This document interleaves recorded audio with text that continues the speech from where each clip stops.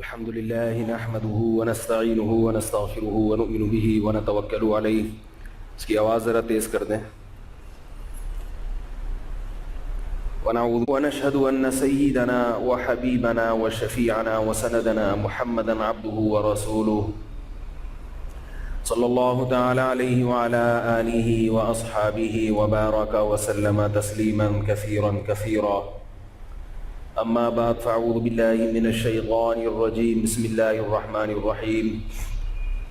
ومن أعرض عن ذكري فإن له معيشة ضنكا ونحشره يوم القيامة أعمى قال رب لم حشرتني أعمى وقد كنت بصيرا قال كذلك أتتك آياتنا فنسيتها وكذلك اليوم تنسى.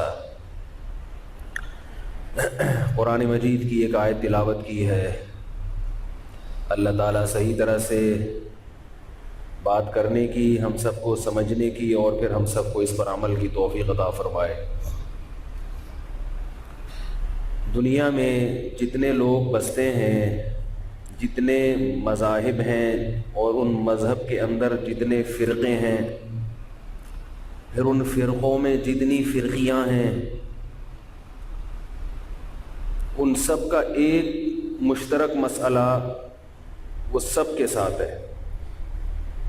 یہ ایک کامن مسئلہ ہے جو سب کے ساتھ. کچھ مسائل ایسے ہوتے ہیں جو کسی خاص طبقے کے ساتھ ہوتے ہیں. مثال کے طور پر کچھ مسائل ایسے ہیں جو صرف تاجروں کے ساتھ خاص ہوتے ہیں. تاجر پریشان ہوتے ہیں، عام آدمی کو اس سے کوئی تعلق نہیں ہوتا. کچھ مسائل ایسے ہیں جو سیاستدانوں کے ساتھ خاص ہوتے ہیں. اگر فوجی حکومت آ جائے سارے سیاستدان پریشان ہوتے ہیں. عامی لوگ نہ خوش ہوتے ہیں نہ پریشان ہوتے ہیں. کہتے ہیں چلو ہم نے تو ویسے ہی رہنا ہے، تو یہ آ جائے وہ آ جائے، آئے گا بھائی آئے گا، کوئی نہ کوئی تو آئے گا، یہ نعرہ لگاتے ہیں. کچھ مسئلے ایسے ہیں جو ہم سب کے ساتھ ہیں، اور وہ مسئلہ ہے پریشانی. ہر آدمی خوش رہنا چاہتا ہے. دنیا میں کوئی ایسا انسان نہیں ہے جو پریشان رہنا چاہتا ہو. کوئی ہے ایسا؟ اگر کوئی ایسا ہے تو پھر اس کے لیے آج کا بیان نہیں ہے. سمجھ رہے؟ ہر شخص کیا چاہتا ہے کہ میں خوش رہوں. پریشانی کوئی بھی نہیں چاہتا کہ میں پریشان ہوں. لیکن مسئلہ یہ ہے کہ پریشانی کو دور کرنے کے لیے وہ جو طریقے استعمال کرتا ہے ان طریقوں سے پریشانی بڑھتی ہے، کم نہیں ہوتی. یہاں تک سمجھ میں آ گئی بات؟ کیا خیال ہے بھائی؟ یعنی دعویٰ میرا سمجھ میں آ گیا؟ دعویٰ اس کی مثال ایسے ہے جیسے پرندے کو شکار کرنے کے لیے جب جال بچھایا جاتا ہے اور پرندہ اس جال میں پھنس جائے تو پرندہ اس جال کے جنجال سے نکلنے کی کوشش میں اور پھڑکتا ہے. پھڑپڑاتا ہے کہ نہیں پھڑپڑاتا؟ تو اس سے وہ جال کے اندر جال سے نکلتا ہے یا اور پھنستا چلا جاتا ہے؟ بولو بھائی. پھنستا چلا جاتا. جتنا تڑپو گے جال کے اندر، جال گھسے گا کھال کے اندر. جتنا ہلے گا نا پرندہ جال کے اندر، جال اور اس میں پھنس جائے. تو دنیا پریشان ہے. لوگ ڈپریشن کے مریض بن رہے ہیں. اسٹریس ایک لوگوں کا ایک بہت بڑا مسئلہ بن چکا ہے. پہلے نہیں تھا یہ، پہلے یہ چیزیں نہیں تھیں. پریشانی کو دور کرنے کے لیے، اچھا پہلے میں پرندے کی مثال مکمل کر لوں کہ پرندہ جب پھڑ پھڑاتا ہے تو وہ اور جال کے اندر گھستا ہے۔ اگر وہ کسی عقل مند سے پہلے سے پوچھ لیتا کہ اگر میں کبھی جال میں پھنس جاؤں تو مجھے کیا کرنا ہے، پہلے سے تیاری کرتا، تو اسے بتایا جاتا کہ بڑی تمیز کے ساتھ ہلے جلے بغیر، دل تو بہت چاہے گا ہلوں، مگر ہلنے کے علاوہ ہر کام کرنا ہے، ہلنا نہیں۔ یعنی جس چیز کا سب سے زیادہ دل چاہے گا وہی کام نہیں کرنا۔ یہ پہلی شرط ہے جال سے نکلنے کی۔ بات آ رہی ہے؟ جال سے نکلنے کی پہلی شرط کیا ہے؟ کہ جس کام کا سب سے زیادہ دل چاہے وہی کام نہیں کرنا، جبکہ پرندہ وہ کام کرتا ہے جس کا اس کا سب سے زیادہ دل چاہتا ہے، ہلوں نکلوں اور پھنسے گا۔ یہ تو شرط ہے، یہ علاج نہیں ہے۔ جیسے حکیم دوا دیتے ہیں نا، یہ گولی کھانی ہے بشرطے کہ چاول سے پرہیز، ٹھنڈے پانی سے پرہیز، وہ تو کرنا ہی کرنا ہے، اس کے بعد علاج شروع ہوگا۔ یہ جو لوگ عشق مجازی میں مبتلا ہو جاتے ہیں نا، عشق مجازی آج کل مارکیٹ میں بہت چل رہا ہے، موضوع کو آپ پکڑ کے رکھیں، کہیں پرندے والی مثال سے لے کے آگے چلوں گا، بات سے بات درمیان میں آتی ہے نا۔ عشق مجازی میں لوگ مجازی سمجھتے ہیں انسانوں کا عشق، اس میں آج کل پبلک بہت زیادہ مبتلا ہو رہی ہے۔ کوئی کسی کے اسٹائل پہ مر رہا ہے، کوئی کسی کی شکل پہ مر رہا ہے، کوئی کسی کی مسکراہٹ پہ مر رہا ہے یا مر رہی ہے۔ دونوں قسم کی چیزیں مارکیٹ میں بہت، کیونکہ فلمیں عام ہو گئیں، اور یعنی میڈیا پہ تو یہی دکھایا جا رہا ہے نا، ڈراموں اور فلموں میں، وہ اس پہ مرتا ہے، وہ اس پہ مرتی ہے، اور کوئی کچھ دکھا ہی نہیں رہے ہیں، کوئی ڈھنگ کی چیز، بس یہی دکھاتے ہیں، وہ اس پہ عاشق، وہ اس پہ عاشق، وہ اس پہ لٹو، وہ اس پہ عاشق، وہ اس کا اسٹائل۔ قوم کے پست ترین لوگ قوم کے عزت دار بن چکے ہیں۔ جو قوم کے ذلیل ترین لوگ تھے وہ قوم کے سب سے زیادہ عزت دار۔ کسی زمانے میں گویے اور میراثی ڈھولکی ہے، ان کی کوئی عزت نہیں تھی، لوگ ایسے خاندان میں رشتہ کرنا پسند نہیں کرتے تھے جن کا میراثیوں اور ڈھولکیوں سے تعلق۔ قرب قیامت ہے، نبی صلی اللہ علیہ وسلم نے فرمایا، جس کا مفہوم ہے کہ قیامت میں ہر کام الٹا ہوگا۔ حدیث میں قرب قیامت کی جتنی مثالیں ملتی ہیں نا، ان مثالوں سے یہ اصول سامنے آتا ہے کہ ہر چیز الٹ جائے گی، ہر چیز، یعنی نیچر سے انسان بغاوت کرے گا۔ یہ نیچر سے ہی تو بغاوت ہے، گے سیکس کو الاؤ کر دیا، نیچر سے ہی تو بغاوت۔ لوط علیہ السلام کی قوم بھی یہ کام کرتی تھی، مردوں سے لڑکوں سے بدکاری، مگر اس کو اچھا نہیں سمجھتی تھی۔ لوط علیہ السلام کے سامنے لوط علیہ السلام نے جب اپنی قوم کو سمجھایا کہ یہ حرام ہے، چھوڑ دو، برائی ہے، تو قوم نے یہ نہیں کہا کہ نہیں یہ برائی نہیں ہے، قوم نے کہا کہ اگر آپ نیک اور پاک صاف ہیں تو آپ ہمارا علاقہ چھوڑ دیں، یہاں اتنے نیٹ کلین لوگ نہیں چل سکتے ہمارے ساتھ، کچھ ماحول کے ساتھ آپ کو چلنا پڑے گا۔ قوم نے کیا کہا کہ اگر آپ زیادہ پاکیزہ ہیں آپ علاقہ چھوڑ دیں، ہم تو ایسے ہی ہیں۔ لیکن اگر وہ آج کی قوم ہوتی تو وہ قانون پاس کروا لیتی اپنی اسمبلی سے کہ اب تو ہم یہ کام کھلے عام کریں گے، اب تو ہمارے پاس سرٹیفکیٹ ہے اس کا۔ اتنے بدبخت لوط علیہ السلام کے قوم والے لوگ بھی نہیں تھے۔ تو قرب قیامت ہے، حدیث میں آتا ہے کہ لوگ قیامت کے قریب ایسا ہوگا کہ بیل پر ایک آدمی سواری کرے گا اور بیل اسے یہ کہے گا الہذا خلقت، کیا اللہ نے مجھے اس لیے بنایا تھا۔ کیا مطلب؟ جس جانور کا کام ہل چلانا ہے اس سے کیا کام لیا جا رہا ہے؟ سواری کا۔ بیل کی کمر میں اتنی طاقت نہیں ہوتی کہ وہ پشت پہ بٹھا کے گھمائے آپ کو، یہ طاقت اللہ نے گدھے اور گھوڑے کی کمر میں دی ہے۔ تو یہ ایک مثال ہے حدیث میں سمجھانے کے لیے کہ سسٹم سارا کیا ہو جائے گا؟ الٹا، تو سارا نظام پلٹ جائے گا۔ تو نظام کے پلٹنے سے پریشانیاں بڑھیں گی۔ ظاہر ہے جب آپ اپنی فطرت سے ہٹ کے چلیں گے خوش تھوڑی ہوں گے آپ۔ شیر کو جنگل میں غار کے بجائے آپ اسے اے سی روم دے دیں اور صوفے لگا دیں وہاں پہ، تھوڑے دنوں میں سوسائڈ کرے گا کہ نہیں کرے گا؟ خودکشی کرے گا کہ نہیں کرے گا؟ ہاں تو میں مثال دے رہا تھا، آپ نے تو وہ پرندے والی مثال پکڑی ہے نا، میں پرندے والی نہیں، اس کے علاوہ میں کیا، ہاں میں یہ عرض کر رہا تھا کہ ڈراموں میں، فلموں میں فنکاروں کو، اداکاروں کو میڈیا پہ بہت عزت دی جاتی ہے۔ وہ عورتیں جو اپنا جسم فروش کرتی ہیں، اپنے ننگے جسموں کی نمائش کرتی ہیں لاکھوں مردوں کے سامنے، جو کہ عزت دار لوگوں کا کام نہیں ہے، انہی عورتوں کی معاشرے میں سب سے زیادہ عزت۔ ابھی کوئی پتہ چل جائے یہاں کوئی انڈیا کی اداکارہ آئی ہوئی ہے، کوئی فیمس اداکارہ، آپ لوگ میرا بیان سنیں گے؟ چھوڑ دیں گے، بولیں گے مولوی کو چھوڑو، اس کو دیکھتے ہیں پہلے جا کے، ہم نے لائیو کبھی نہیں دیکھا، یہی خیال ہوگا نا۔ اور اللہ نہ کرے مولوی صاحب کے دل میں بھی اگر خیالات آنا شروع ہو جائیں کہ یار ہم بھی دیکھ لیں ایک دفعہ، تو قوم کا پھر کیا حال ہوگا؟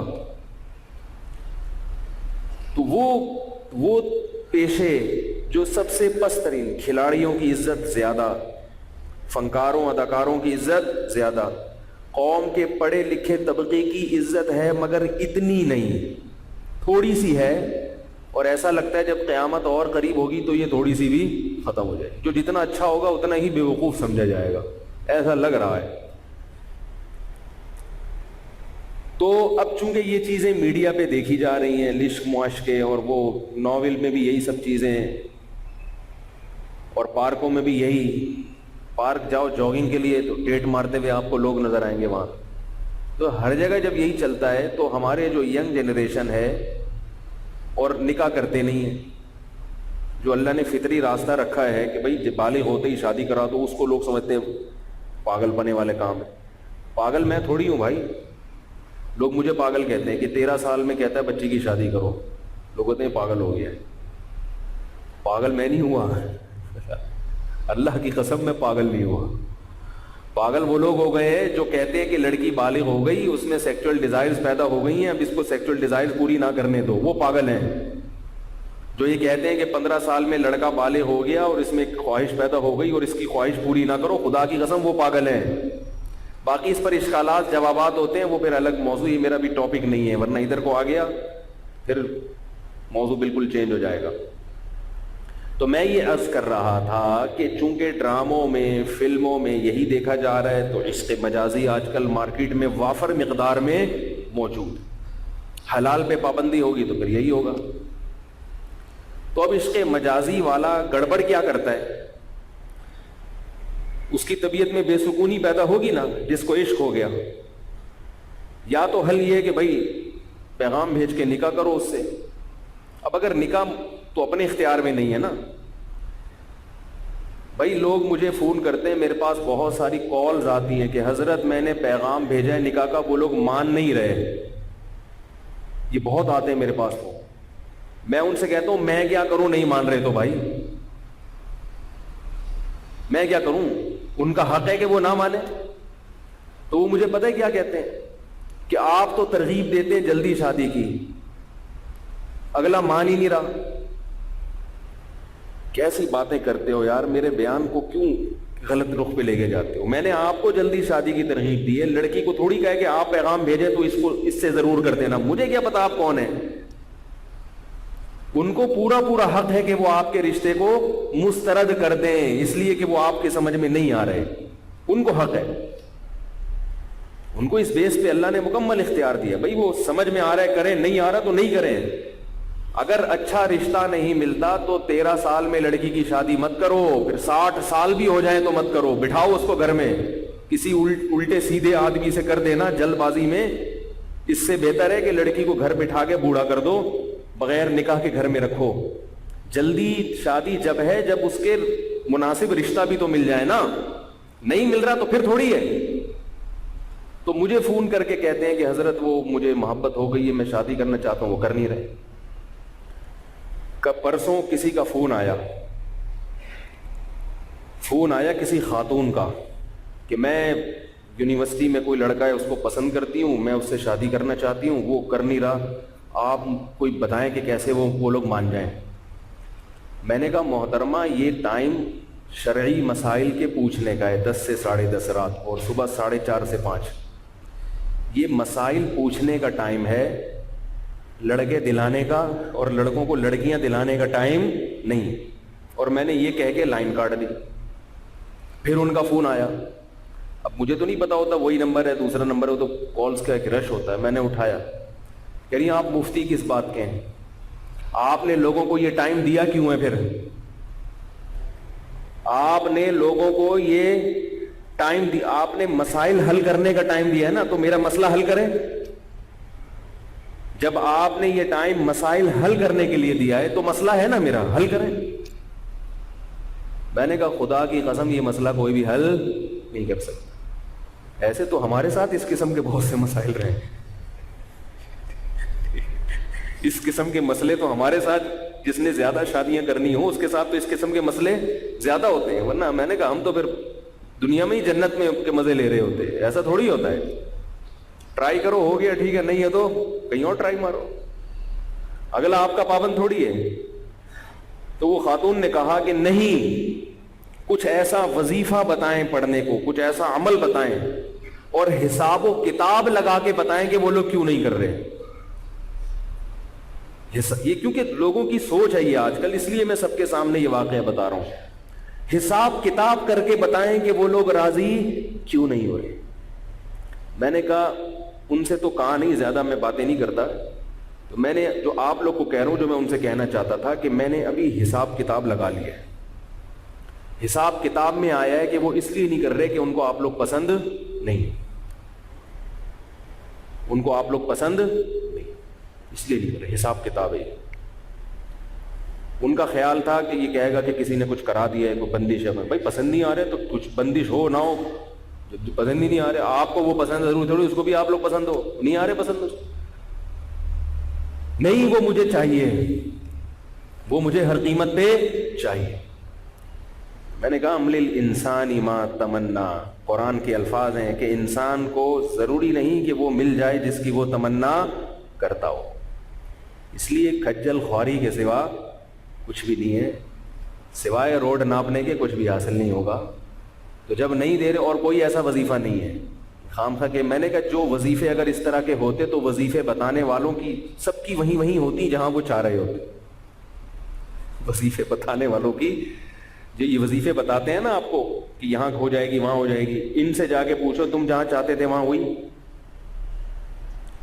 نہیں ہوتی۔ اور اگر بالفرض ہو گئی تو یہ بہت سے بیزار ہوتے ہیں، تو یہ وظیفہ پڑھ کے جان کیوں نہیں چھڑا لیتے؟ یہ بھی اتنے ہی پریشان ہوتے ہیں، تبھی تو یہ وظیفے سینٹر کھول کے بیٹھے ہوتے ہیں۔ ان کو کہیں سے کچھ مل نہیں رہا ہوتا ہے، انہوں نے کہا چلو وظیفہ سینٹر کھولو، وہیں سے کماؤ کچھ پیسہ ویسا، یا لوگوں کو مائل کرو اپنی طرف۔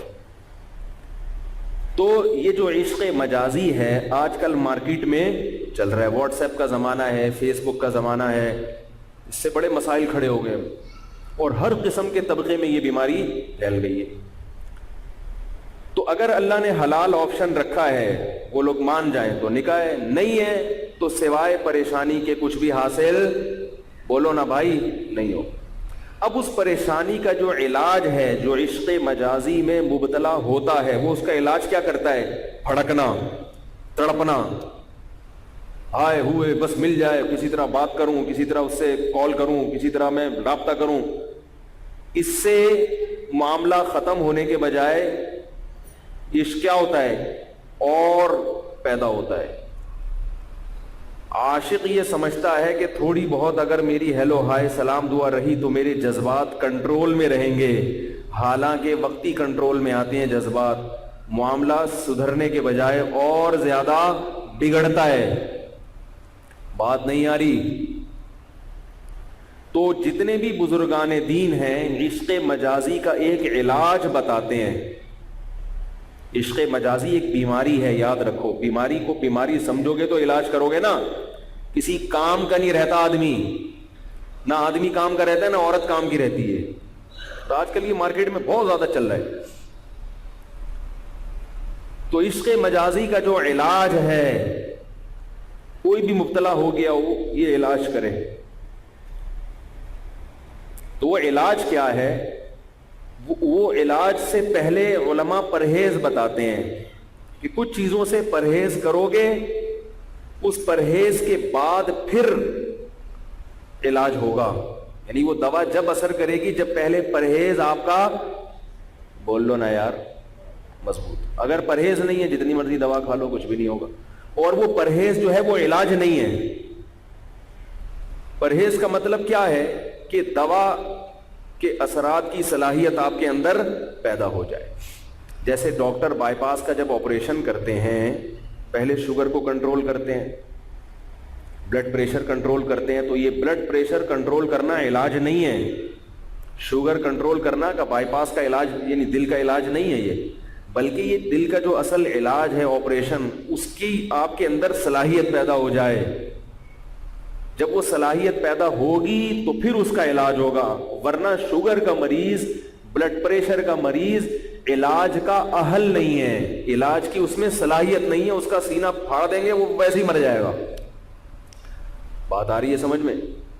تو کسی کو بھی کہیں آنکھ مٹکا ہو گیا، پہلے تو میں یہ بتا دوں کہ یہ پیدا کیوں ہوتا ہے. یہ آنکھ مٹکے سے پیدا ہوتا ہے. آنکھ مٹکا سمجھتے ہیں؟ کوئی جھانک کا دیکھ لیا، کوئی باتیں کر لی، کوئی ہیلو ہائے فری ہو گئے. بھئی اللہ نے منع کیا ہے. اور خاص طور پہ جہاں دل زیادہ مائل ہو رہا ہے کسی نامحرم کی طرف، پھر اس سے بات چیت کرنا، دل بہلانا، ہیلو ہائے کرنا، مسکرانا، ہنسنا، یہ تو بالکل حرام ہے، بالکل ناجائز ہے. تو اس علاج کا جو سب سے پہلا درجہ ہے، جو علاج نہیں ہے بلکہ وہ پرہیز ہے. پہلے تو میں یہ بتاؤں اس بیماری سے نقصان کیا ہوتا ہے. اس پہ ایک شاعر کا شعر ہے، عشق نے اظہر نکما کر دیا ورنہ ہم بھی آدمی تھے کام کے. سمجھ آ رہی ہے بات؟ عشق نے ہم کو نکما کر دیا ورنہ ہم بھی آدمی تھے کام کے. یہ دنیا کا عشق ہے. اگر یہ اللہ کا عشق ہو، اس کو پھر شاعر نے چینج کیا ہے. عشق نے اظہر کیا تھا وہ مجھے ذہن سے نکل گیا، مکمل کر دیا ورنہ ہم تو آدمی تھے نام کے. اللہ کی محبت اگر پیدا ہو جائے نا تو وہ نام کا آدمی کام کا آدمی بن جاتا ہے. مخلوق کی محبت پیدا ہوئی تو کام کا آدمی نام کا بن جاتا ہے.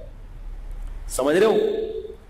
تو اگر یہ کسی نوجوان کو کہیں بھی، چاہے نوجوان نہ بھی ہو، بڑھاپے میں بھی بعض دفعہ ہو سکتا ہے، یہ کسی کو کہیں ہو گیا ہے، سب سے پہلا اسٹیپ کیا ہے کہ وہ علاج کے لیے اپنے آپ کو تیار کرے. وہ یہ سوچے اگر میں نے علاج نہیں کیا اس بیماری کا تو میں تباہ ہو جاؤں گا، اللہ کی محبت پیدا نہیں ہوگی، برباد ہو جاؤں گا.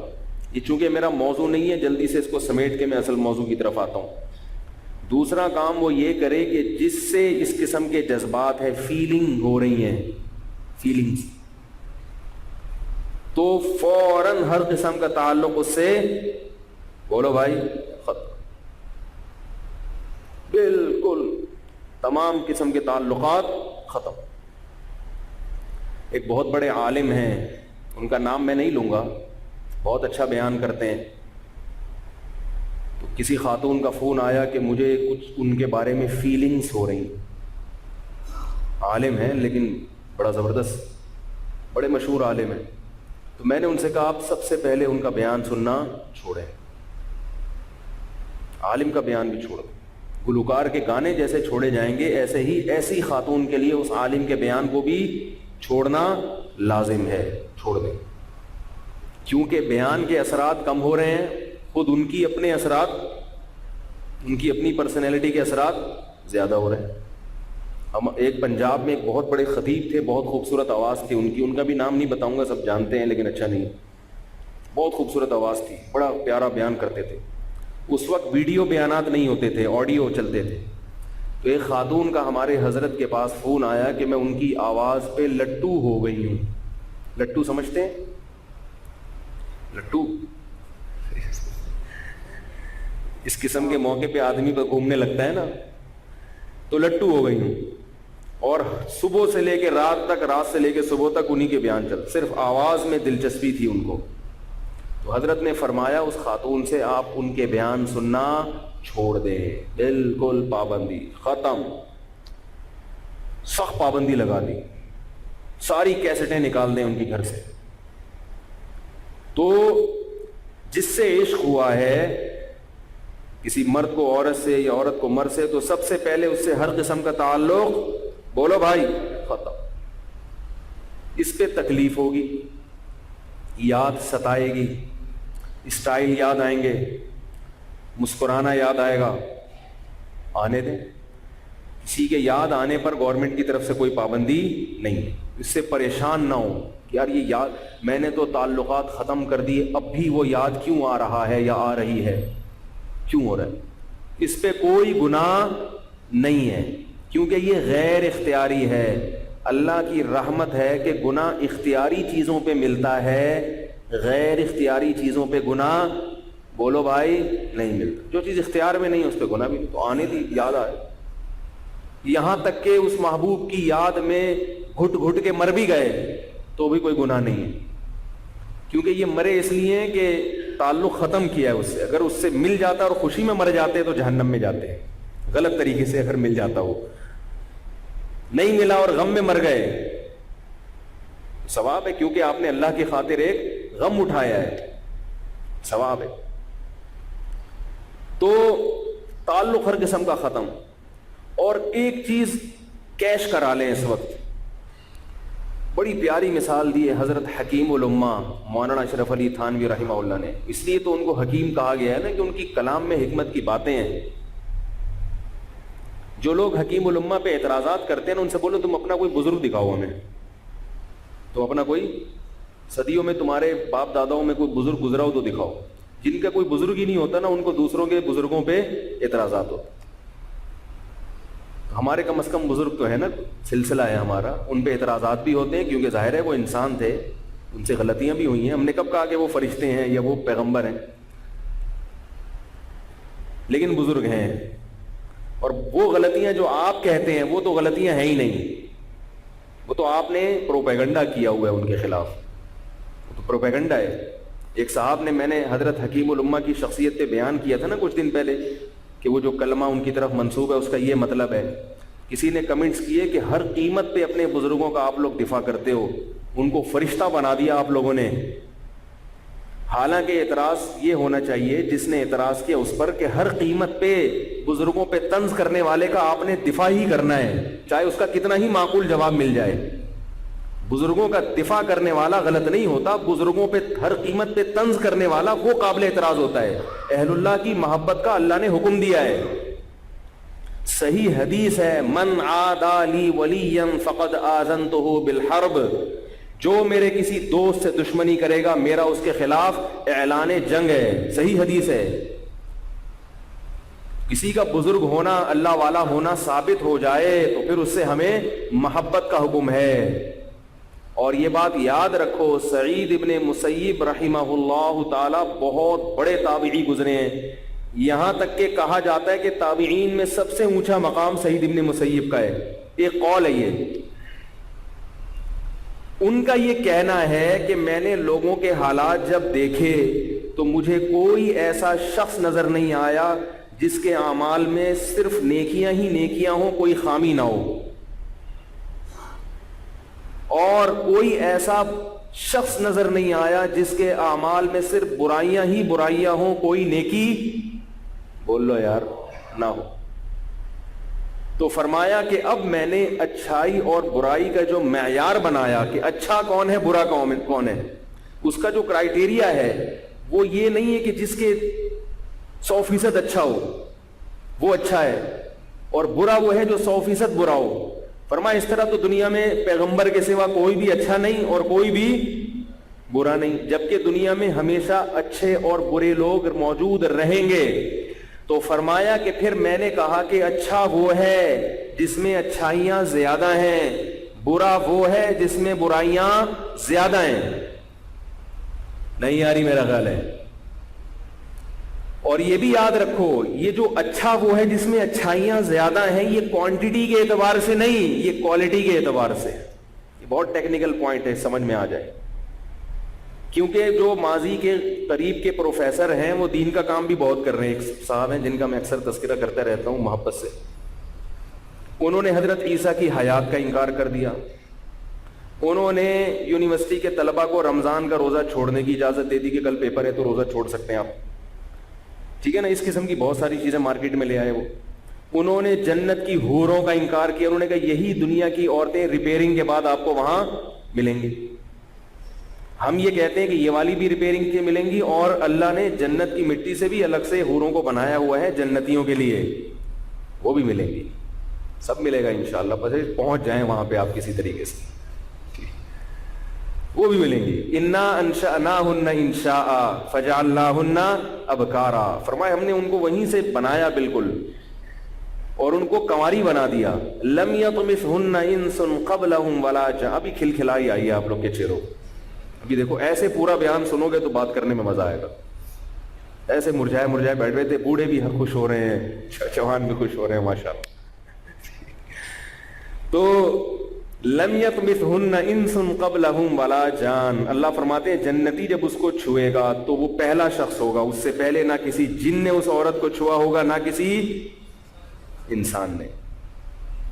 تو یہ سب جنت کی عورتوں پہ یہ چیزیں فٹ آتی ہیں, دنیا کی عورتوں پہ یہ فٹ نہیں آتی. دنیا کی عورتوں میں کچھ پاک دامن بھی ہوتی ہیں, اور جیسے میں نے بتایا تھا نا, آج کل جو سب تو نہیں ہے لیکن جو ماحول بن رہا ہے, ایک آدمی نے کہا کہ میں ایسی لڑکی سے شادی کروں گا بہت عفیف پاک دامن. جب نکاح ہوا تو خود کے درجنوں لڑکیوں سے چکر بازیاں تھیں. لڑکی ایسی چاہیے تھی کہ بالکل جس نے کبھی دنیا میں اپنے محرم کے علاوہ کوئی مرد ہی نہ دیکھا ہو. بھائی جیسے خود ہو اس قسم کی تلاش کر لو.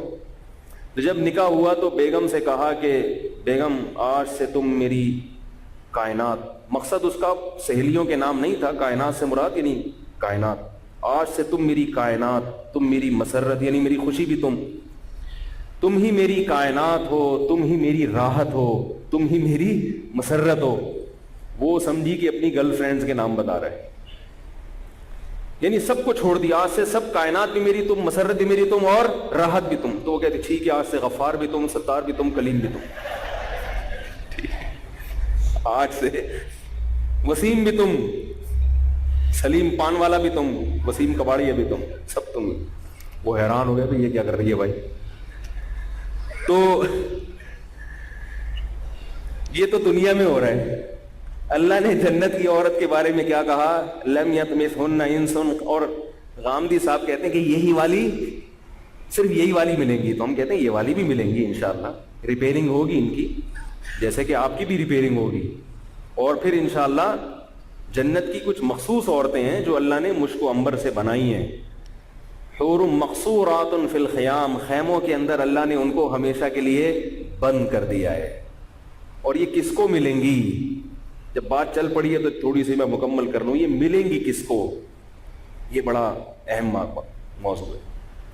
دنیا میں اس قسم کی عورتیں کس کو ملتی ہیں, پیسہ جس کے پاس ہو. کأنہن الیاقوت والمرجان, اللہ فرماتے ہیں اتنی خوبصورت جیسے یاقوت اور مرجان. بیض مکنون, چھپائے ہوئے انڈے جیسے ہوتے ہیں نا, کوئی داغ دھبا نہیں ہوتا. حور عین, خوبصورت آنکھوں والی, گورے رنگ والی, بہت اللہ نے کواعب اترابا, خوبصورت جوان. یہ ساری صفات اللہ نے جنت کی عورت کی بیان کی. اگر اس ڈیزائن کی کوئی عورت دنیا میں ہو تو وہ کس کو ملتی ہے, غریب کو ملتی ہے. روکڑا ہوگا تو مل جائے گی, کیا خیال ہے. آپ کی ڈیزائننگ کیسی بھی ہو, پیسے ہیں تو ہر قسم کا پیس آپ کے لیے اویلیبل ہے.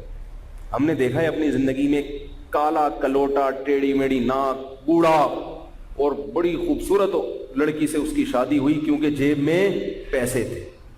عربوں میں تو بہت ہوتا ہے, کہتے ہیں بڈھے بڈھے لوگ جوان لڑکیوں سے شادی کرتے ہیں پیسوں کی بیس.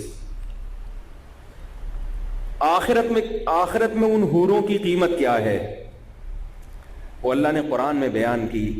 تتجافا جنوبہم عن المضاجع, وہ لوگ کہ رات کے آخری حصے میں ان کے پہلو ان کے بستروں سے جفا کرتے ہیں. کیسی عجیب آیت ہے. یہ موضوع چینج تو ہو رہا ہے لیکن کیا کریں, دنیا کا عشق ہے نا آج کل, تو اس عشق سے ہٹنے کا یہی ہے کہ اس کا آلٹرنیٹ حوروں کا سوچ لیا کرو. اور وہ حور ملے گی کیسے, رات کے آخری حصے میں جب بستر بہت زیادہ محبوب ہوتا ہے. دنیا کا ہر طبقہ چاہے کتنا ہی دیر سے سونے کا عادی ہو، رات کے آخری حصے میں تو وہ بھی بستر سے وفا کرتا ہے اور بستر سے جا کے چپک جاتا ہے۔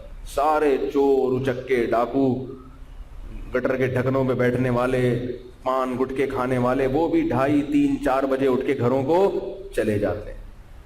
اللہ فرماتے ہیں ہمارے نیک بندے اس وقت جب لوگ بستر سے چپک رہے ہوتے ہیں، اللہ کی خاطر یہ لوگ بستروں کو چھوڑ رہے ہوتے ہیں، اور پھر اس وقت میں اٹھ کے اللہ کو خوف اور محبت میں پکارتے ہیں۔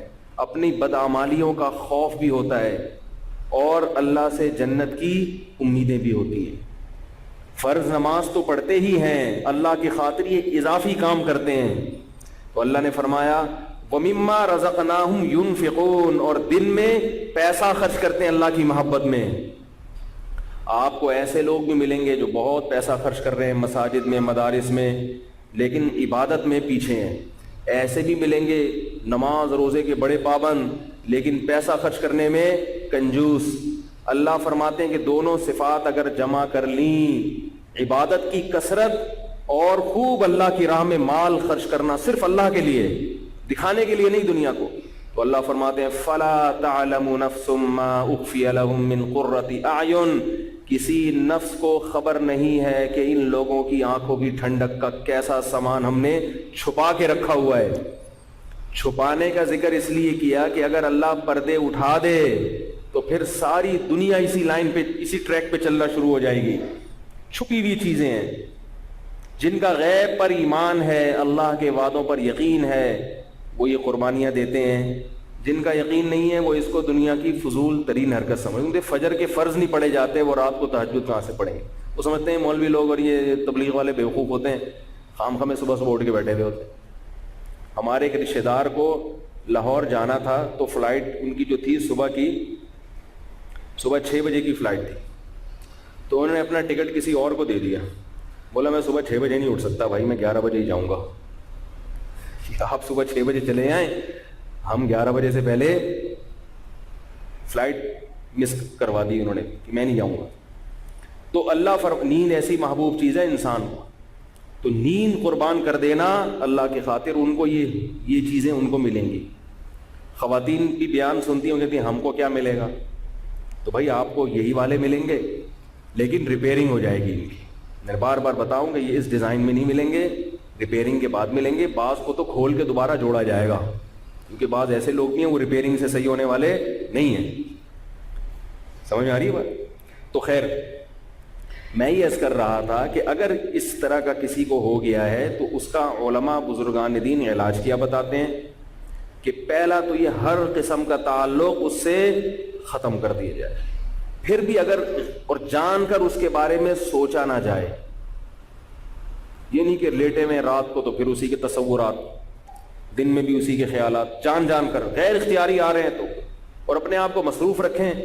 جو آدمی مصروف رہتا ہے اس کے پاس ان فضولیات کا ٹائم نہیں ہوتا۔ میں نے دیکھا ہے جو مصروف زندگی گزارتے ہیں ان کو عشق معاشقے نہیں ہوتے۔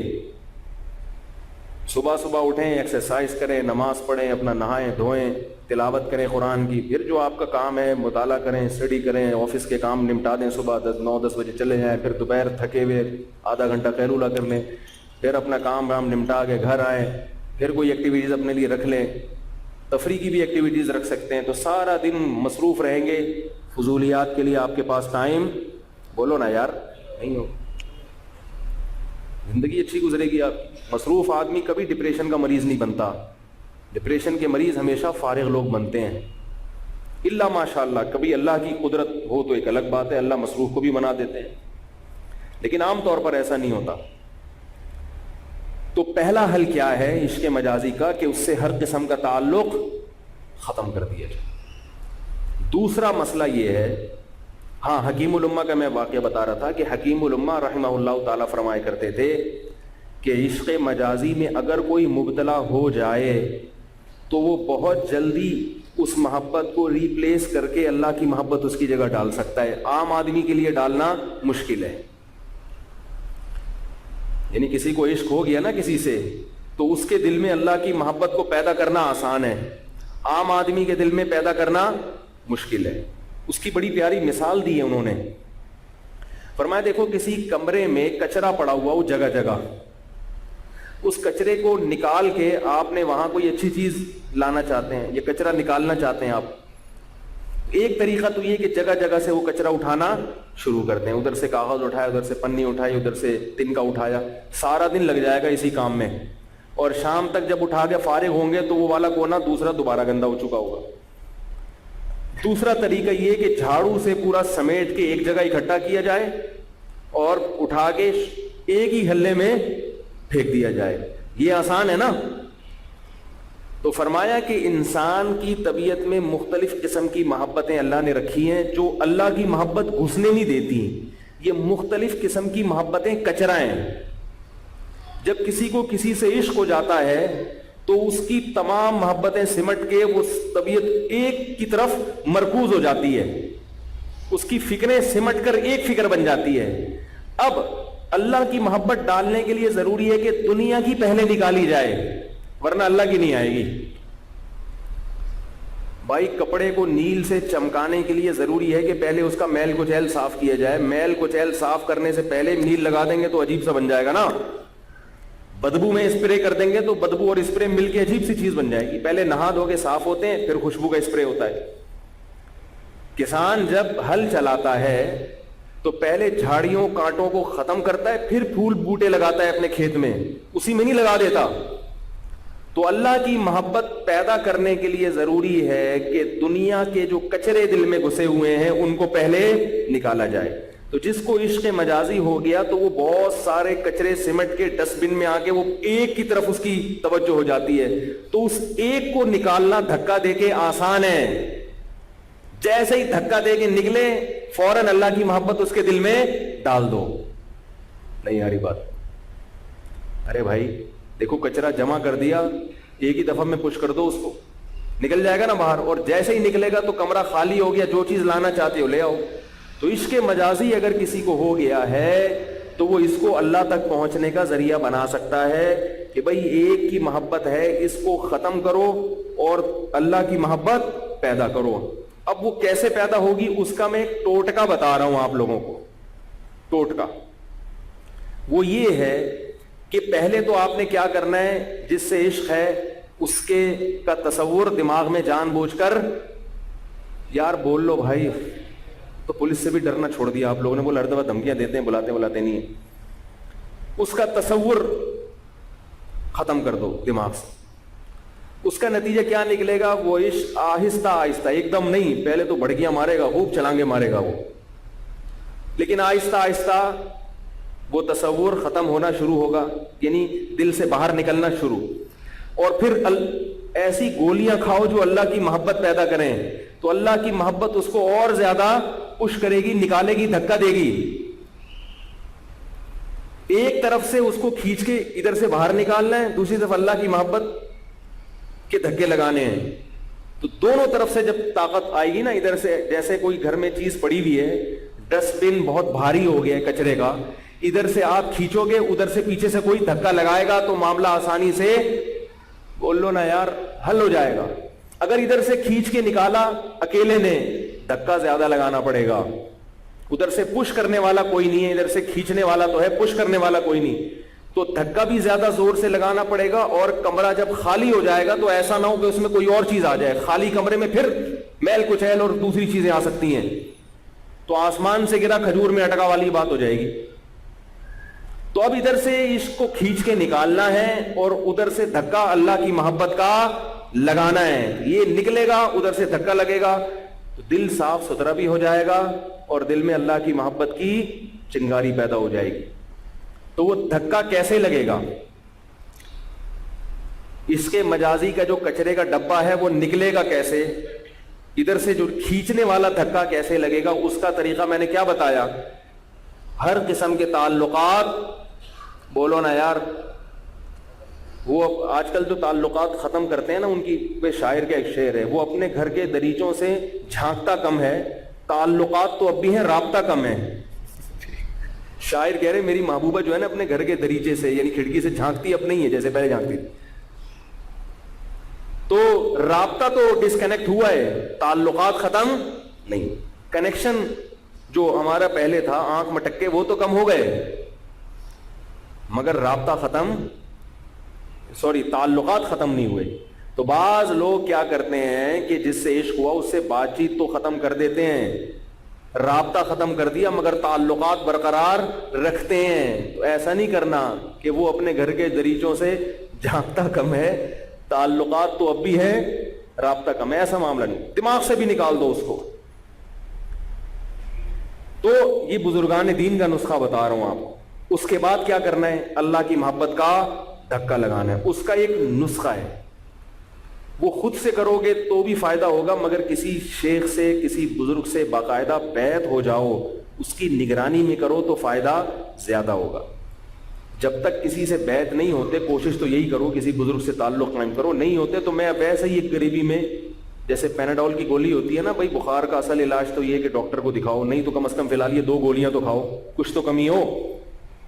تو اس کا طریقہ یہ ہے کہ رات کو تہجد کے وقت میں اٹھیں. دیکھو بیماری کے علاج کے لیے قربانی دینی پڑے گی.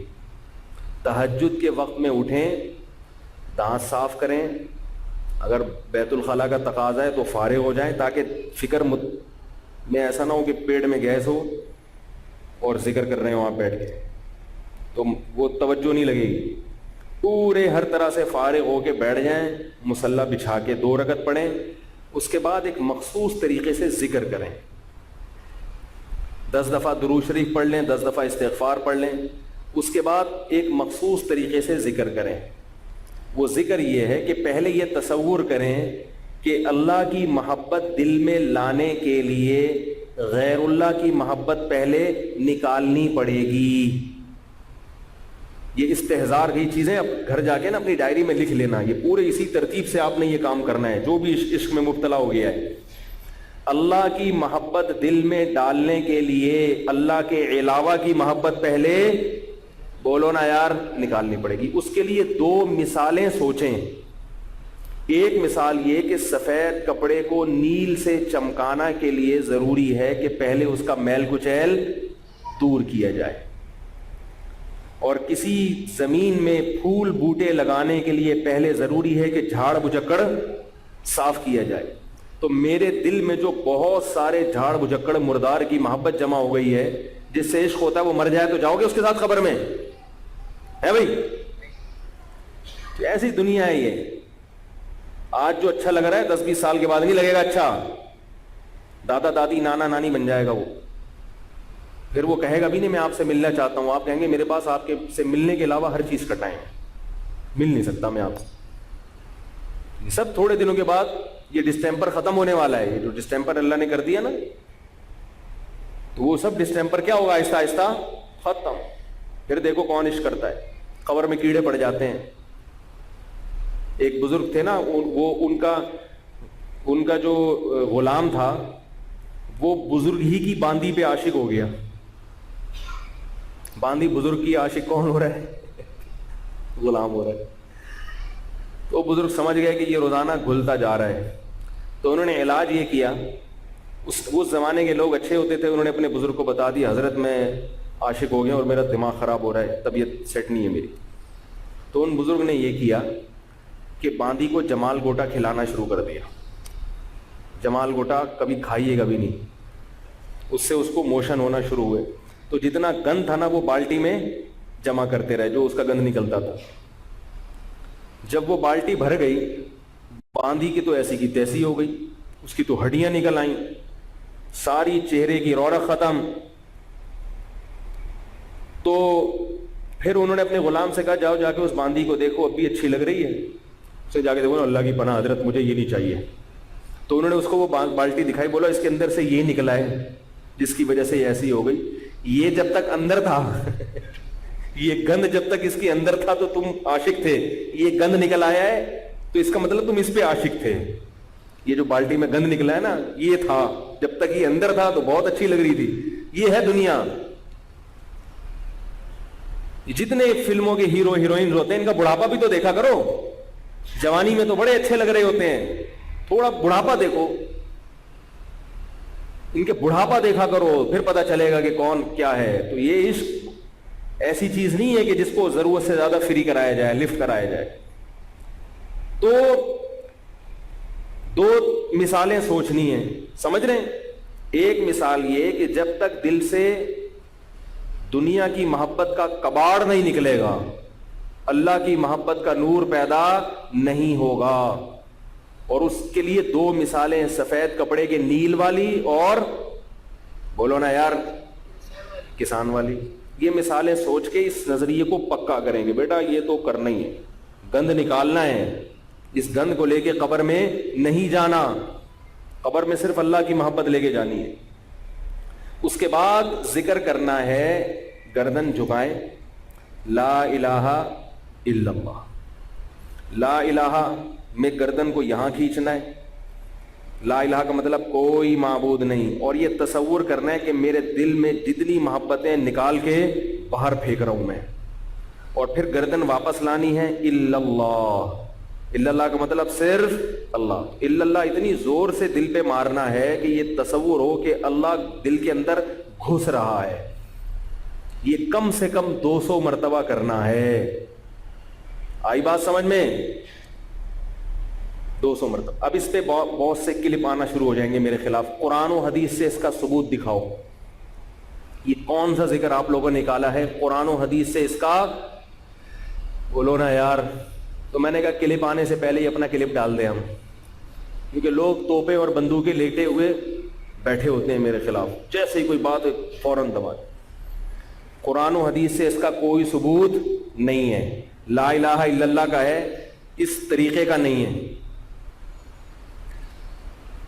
اور ثبوت کی ضرورت بھی نہیں ہے, اس لیے کہ یہ بطور علاج کے ایک ٹوٹکا اختیار کیا جا رہا ہے. ٹوٹکوں کے لیے قرآن و سنت سے ثبوت کی ضرورت نہیں ہوتی. ایک نفسیاتی عمل ہے, بزرگان دین کا تجربہ ہے کہ اس طرح سے ذکر کرنے سے غیر اللہ کی محبت بہت جلد دل سے نکل جاتی ہے. اس کے لیے قرآن و سنت سے ثبوت کی ضرورت نہیں ہے, کسی ماہر نفسیات ڈاکٹر سے ثبوت کی ضرورت ہے. اس سے پوچھ لیں, وہ کہے گا ہاں جب یہ تصور کرو گے تو ہو جائے گا ایسا. نہیں یاری بات سمجھ میں؟ تو قرآن و حدیث سے ہمیں یہ تو ملتا ہے کہ گند نکالنا فرض ہے. اس گند نکالنے کا طریقہ اگر کوئی بھی مفید ہوگا, اس کے لیے قرآن و سنت سے ثبوت کی ضرورت, بولو نا یار, نہیں. گند نکالنا تو دل سے ضروری ہے یا نہیں ہے؟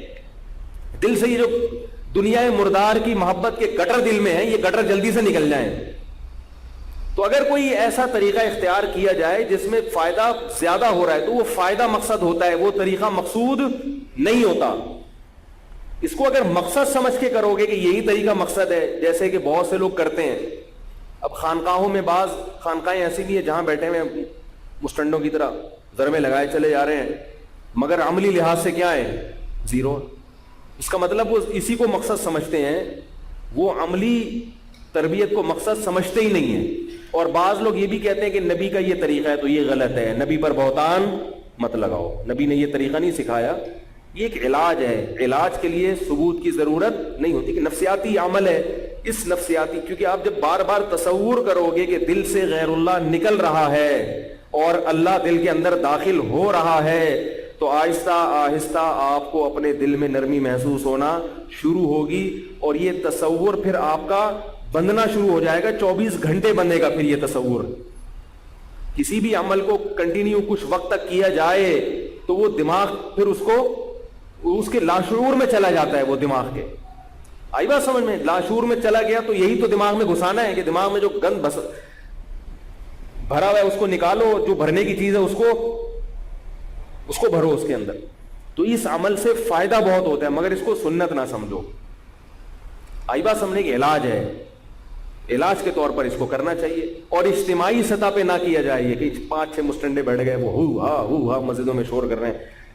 تنہائی میں رات کو بیٹھو اور بس اپنے طور پر اتنی ہلکی آواز ہو, تھوڑی آواز ہو تو فائدہ زیادہ ہوگا, کیونکہ جب آواز ہوتی ہے, ذکر بالجہر شریعت میں پسندیدہ نہیں ہے, آہستہ ذکر پسندیدہ ہے. مگر جہر میں اگر علاج ہو رہا ہے, علاج کی نیت سے کہ توجہ لگتی ہے اس میں, تو پھر جائز ہے.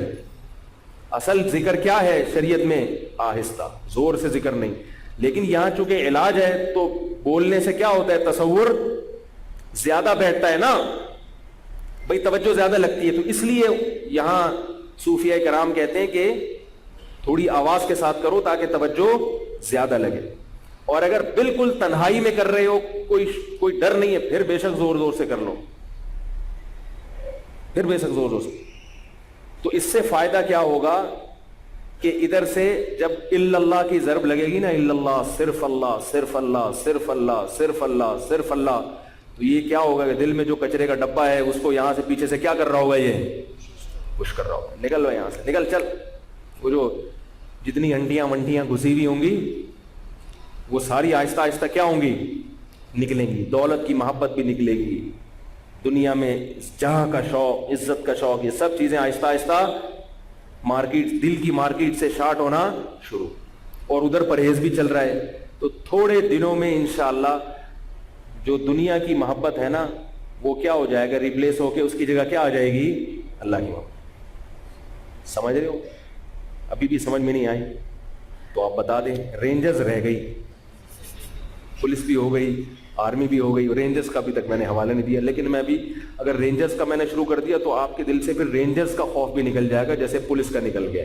تو میں نے اس کو کسی بڑے دھمکی کے لیے بچا کے رکھا ہوا ہے. تو یہاں تک سمجھ میں آ گئی بات. تو یہ عشق مجازی کا جو ہے نا ایک علاج ہے, لیکن جب یہ کسی کی نگرانی میں ہوتا ہے تو فائدہ زیادہ ہوتا ہے. اپنے طور پر نہ پابندی ہوتی ہے, تو اس لیے کسی بزرگ سے باقاعدہ بیعت ہو جاؤ. اور جو لوگ بزرگوں کے خلاف کیچڑ اچھالتے ہیں تو ان سے بولو کہ پھر آپ ہی کوئی بزرگ بتا دو ہم کو, یہ والے تو سارے غلط کر دیا آپ نے. وہ جو انجینئر صاحب ہیں نا وہ کہتے ہیں یہ بھی غلط وہ بھی غلط, ان سے بولے پھر آپ بتا دیں کوئی صحیح والے بزرگ ہمیں.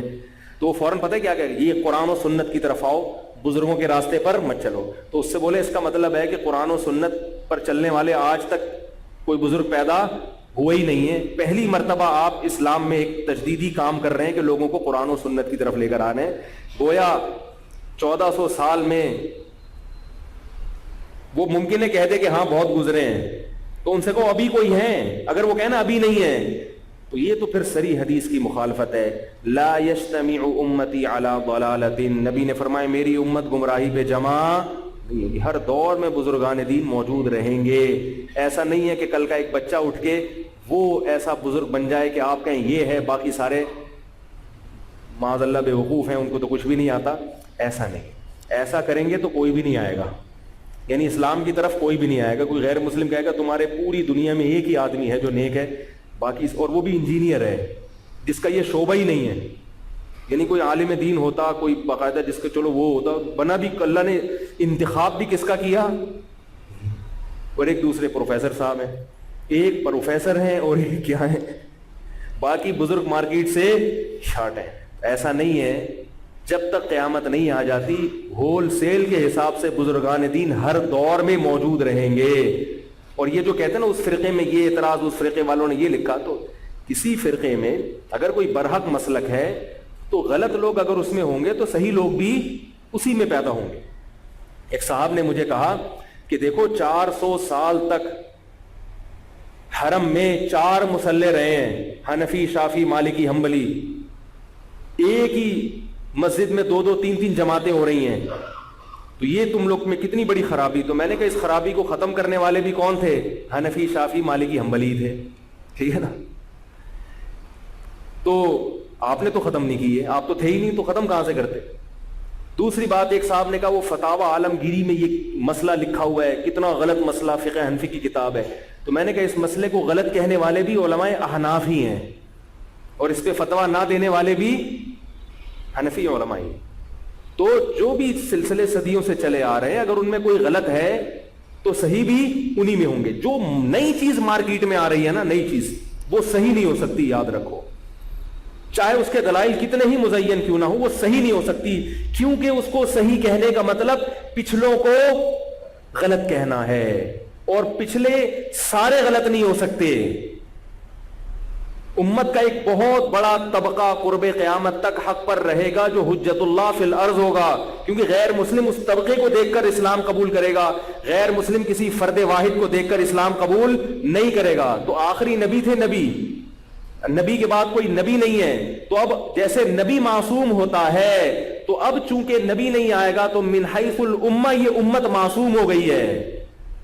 اس امت میں کوئی فرد واحد غلط ہو سکتا ہے, 2-4 افراد غلط ہو سکتے ہیں, سینکڑوں بھی غلط ہو سکتے ہیں, لیکن امت من حیث الامہ غلط ہو جائے اس کا امکان اب ختم ہو گیا ہے. کیونکہ اگر امت من حیث الامہ غلط ہو گئی تو غیر مسلم کہے گا میں دین کہاں سے سیکھوں. اگر آپ اسے لائیں گے نا ان کتابوں سے دین ملے گا, تو وہ کہے گا ان کتابوں سے, جب تمہارے پبلک ہی غلط ہے تو یہ کتابیں بھی غلط ہو سکتی ہیں. انہوں نے خیانت کی ہوگی, یہ وہ بخاری نہیں ہے جو امام بخاری نے پیش کی, یہ وہ مسلم نہیں ہے, بلکہ امام بخاری بھی غلط ہو سکتے ہیں. نہیں یاری میرا خیال ہے, وہ کہے گا اس کی کیا دلیل ہے کہ امام بخاری نے صحیح باتیں لکھی, ہو سکتا ہے معاذ اللہ وہ غلط ہو. پھر آپ اس کے سامنے یہ قرآن رکھو, وہ کہے گا یہ قرآن بھی غلط ہو سکتا ہے, کیونکہ جب تمہاری امت ہی پر اعتماد نہیں ہے تو کیا مطلب انہوں نے کوئی نیا قرآن بنا لیا ہو, تو آپ کیسے اس کو قائل کرو گے؟ آپ یہ کہو گے کہ اس قرآن کی حفاظت کا اللہ نے وعدہ کیا ہے, تو وہ کہے گا یہ آیت بھی تم لوگوں نے گھسائی ہے اس کے اندر, ٹھیک ہے نا, تم لوگوں نے گھسائی ہے, سن فلاں میں فلاں نے گھسا دی تھی آیت, یا وہ کہے مجھے نہیں یاد کہ سن میں گھسائی تھی پر گھسائی تھی, تو کیا کہو گے؟ یہی کہو گے کہ من حیث الامہ یہ امت غلط نہیں ہو سکتی, کیونکہ یہ اگر غلط ہے تو اسلام غلط ہے. پھر اسلام اگر غلط ہے تو پھر کس مذہب کو فالو کرو گے آپ؟ اسلام کی ٹکر کا تو کوئی مذہب ہی نہیں ہے. پھر اللہ کا غلط ہونا لازم آئے گا کہ اس نے اپنے بندوں کی ہدایت کے لیے آسمان سے کوئی دین نازل نہیں کیا. اس لیے بار بار کہتا ہوں کہ جو بھی نئی چیز مارکیٹ میں آ رہی ہے, فلم نہیں دیکھو جو اوریجنل فلم ہوتی ہے, دیکھنا تو وہ بھی جائز نہیں ہے, لوگ پرانی فلمیں نہیں دیکھتے نا, نئی فلم ریلیز ہوتی ہے تو شوق سے دیکھتے ہیں. لیکن اس قسم کی جو فلمیں آ رہی ہیں نا اسلام کے نام پہ, ان کو دیکھنے کی چندہ ضرورت, بولو نا یار, نہیں. بولے آپ پہلے اپنا نسب پیش, جو بھی آ رہا ہے نا قرآن و بخاری مسلم کی بات کر رہے ہیں, بولے تم اپنا پہلے نسب پیش کرو. اس مذہب پہ جس پہ تم چل رہے ہو, اس مسلک پہ تم سے پہلے کون چلا ہے؟ آئی بات سمجھ میں؟ تم سے پہلے کون چلا ہے, تو اس مسلک پہ, اور وہ جو چلا ہے تو اس سے پہلے کون چلا ہے, وہ جو چلا ہے تو پھر اس سے پہلے کون چلا ہے. یہ سلسلہ محمد صلی اللہ علیہ وسلم تک ملنا چاہیے. اگر نہیں ملتا اس کا مطلب یہ نئی فلم مارکیٹ میں آئی ہے دین اور مذہب کے نام پر. اس فلم کو دیکھنے کی, جیسے اس فلم کو دیکھنا گناہ ہے, اس فلم کو دیکھنا اس سے زیادہ بڑا گناہ ہے. سمجھ رہے ہو کہ نہیں سمجھ رہے؟ اللہ تعالیٰ سمجھنے کی, عمل کرنے کی توفیق عطا فرمائے. وہ موضوع رہ گیا, اگلے ہفتے مجھے یاد دلائیں, پھر میں انشاءاللہ اس کو لے کے چلوں گا. سبحانک اللہم و بحمدک نشہد ان لا الہ الا انت نستغفرک و نتوب الیک.